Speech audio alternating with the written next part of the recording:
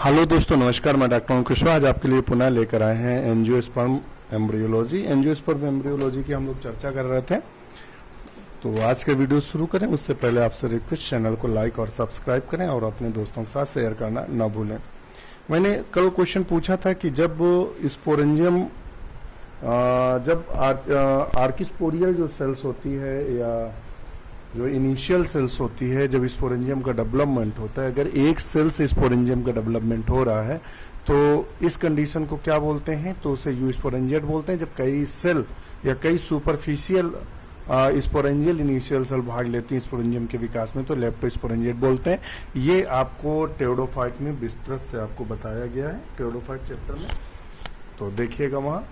अब next question है हमारा, perisperm in the seed develop from.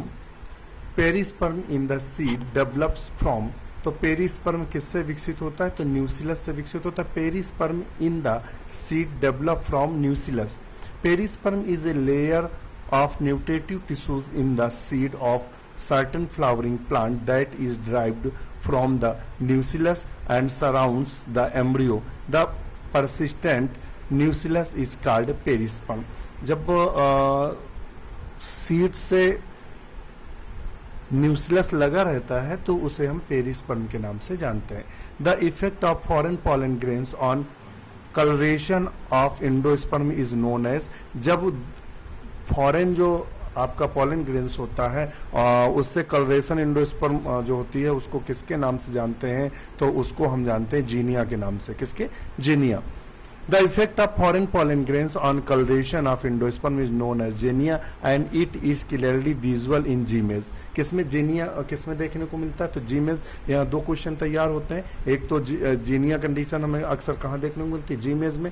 जीनिया is the effect of pollen on the seed and fruit of the fertilised plant. ध्यान रखिएगा। Next question देखते हैं। Next question क्या है? When the embryo is formed from any cell of the embryo sac other than the egg, the phenomena is called। तो इसे हम क्या बोलते हैं? तो इसे हम एडवांटिव एम्ब्रियोलॉजी के नाम से जानते हैं। एडवांटिव एम्ब्रियोलॉजी के नाम से जानते हैं। जब एम्ब्रियो एग के अलावा अन्य किसी भी एम्ब्रियो सैक के पार्ट से जब हमारा एम्ब्रियो डेवलप हो जाता है, sac then egg the phenomenon called, तो उसे हम क्या बोलते हैं? उसे एडवांटिव एम्ब्रियोनी बोलते हैं। ध्यान रखना।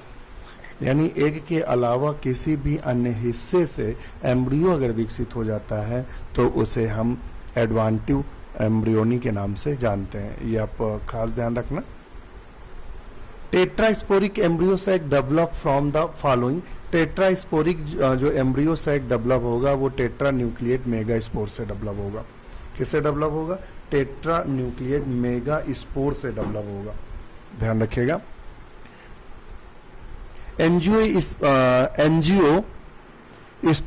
एंजियोस्पर्मस गायनोसियम इज इक्विवेलेंट टू। तो एंजियोस्पर्म की जो गायनोसियम होती है वो किसके इक्विवेलेंट होती है? तो आप बताइएगा। तो वो वैलेंट होती है मेगा स्पोरेंजिया के। किसके? Mega sporangia. Angiosperm gynoecium is equivalent the mega sporangia and ovule mega sporangia generally has single embryo sac formed from the megaspore through the reduction division. It is equivalent to the gynosium or ovule। तो ये आपको थोड़ा ध्यान देने योग्य है। और हमने कल कुछ बिंदु आपको बताए थे। कल हमने आपको बताया था कि कार्पल जो होता है, पूरा कार्पल, वो मेगा स्पोरोफिल कहलाता है। ओव्यूल जो होता है वो मेगा स्पोरेंजियम कहलाता है। ध्यान रखिएगा। जो कार्पल है वो पूरा का पूरा क्या कहलाता है? मेगा स्पोरोफिल कहलाता है। और जो ओव्यूल है वो मेगा स्पोरेंजियम कहलाती है।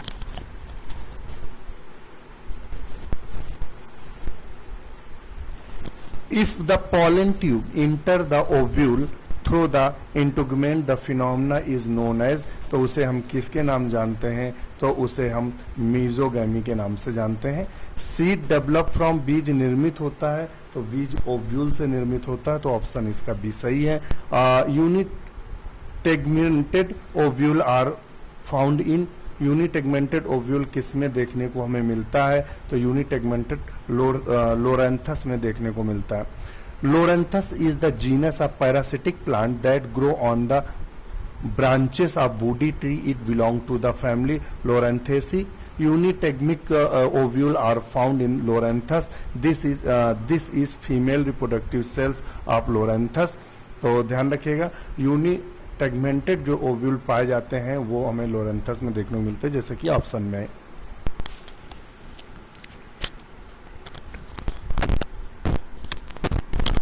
नेक्स्ट क्वेश्चन है, यहाँ चोल रहित बीजांड पाए जाते हैं, तो लोरेंथस में चोल रहित बीजांड पाए जाते हैं।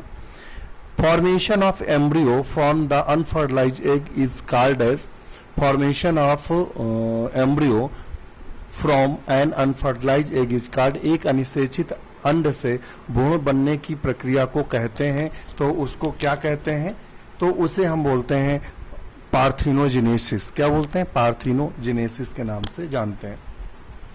Poly embryony is commonly found in, तो पॉली एम्ब्रियोनी हमें सीट्रस में देखने को मिलती है। Grasses possess great regenerative power because they are, तो ये किस कारण होता है? फास्ट ग्रोथ के कारण, और तो ये होता है राइजोमेटस के कारण होता है, राइजोमेटस के कारण होता है, ध्यान रखिएगा। Which the following has the एसेप्टेड mycelium, निम्नलिखित में किसमें एसेप्टेड माइसेलियम देखने को मिलता है? तो एसेप्टेड माइसेलियम फाइकोमाइसिटीज में देखने को मिलेगा, और ये मिलेगा एल्ब्यूगो कैंडिडा में। अक्सीनिया बेसिडियोमाइसिटीज का सदस्य, और एगरिकस भी शायद बेसिडियोमाइसिटीज का सदस्य, परजिलस एस्कोमाइसिटीज का सदस्य। Development of embryo sac from the nucellar cell is called, nucellar cell से भ्रूण कोष का विकास कहलाता है, तो वो क्या भ्रूण कोष का विकास क्या कहलाएगा बताएंगे?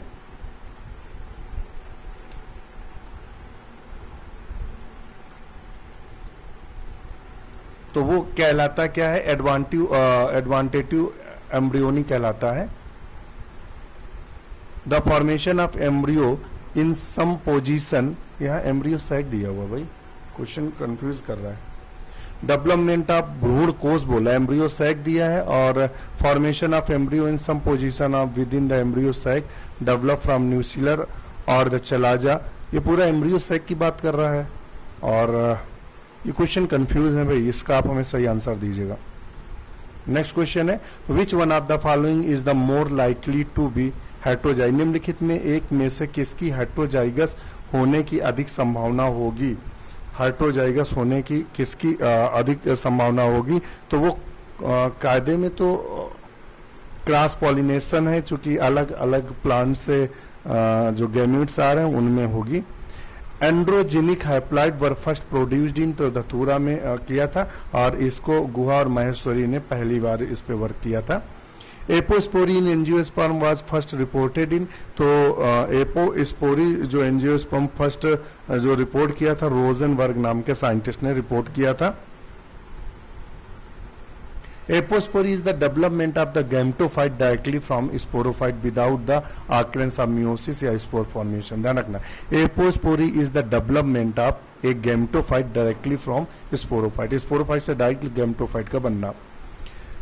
The selection of the male partner for the fertilisation in angiosperm carried out by, पुष्पी पादपों में निषेचन के लिए पुलिंग सहभागी का वर्ण किया जाता है, तो किसके द्वारा किया जाता है? तो वो किया द स्टिग्मेटिक सरफेस, वर्तिकाग्र की सतह द्वारा ये काम किया जाता है सिलेक्शन का। Necrosis is characterised by, necrosis जो कैरेक्टराइज्ड होता है, तो नेक्रोसिस में क्या होता है? नेक्रोसिस में जो टिश्यूज होते हैं वो मर जाते हैं, तो ऑप्शन ए सही होगा। नेक्स्ट क्वेश्चन देख लेते हैं।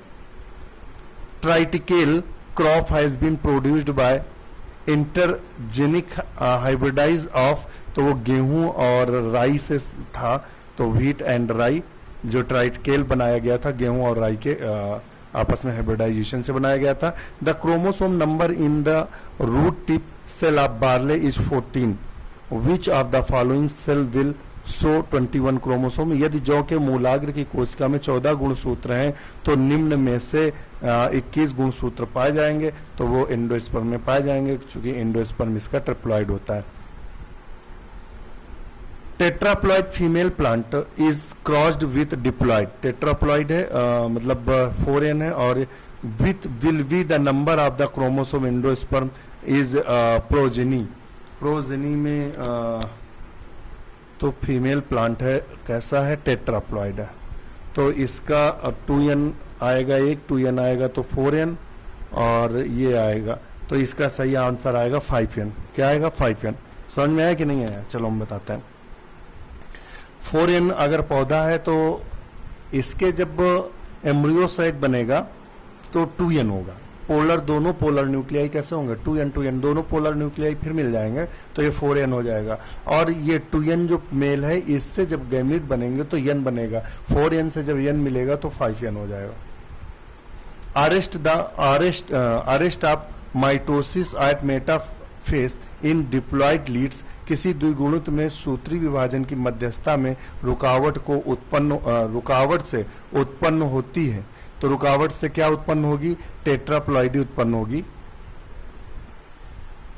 The ploidy level of endosperm in Fritillaria is, Fritillaria में भ्रूण कोष का गुणन प्लॉइडी स्तर होता है, फ्रिटिलेरिया। अच्छा क्वेश्चन है, ध्यान रखिएगा।